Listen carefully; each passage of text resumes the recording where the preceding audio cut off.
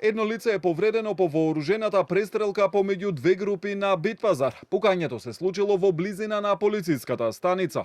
Вооружената престрелка се случила овде околу 14 часот на раскрсница на улицата Војдан Чернодрински. Дел од куршумите завршиле и во околните објекти.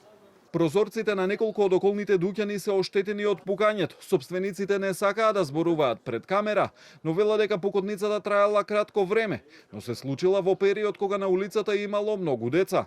Од МВР вела дека се работи за престрелка помеѓу две групи од 5 до 6 лица, при што едно лице е повредено.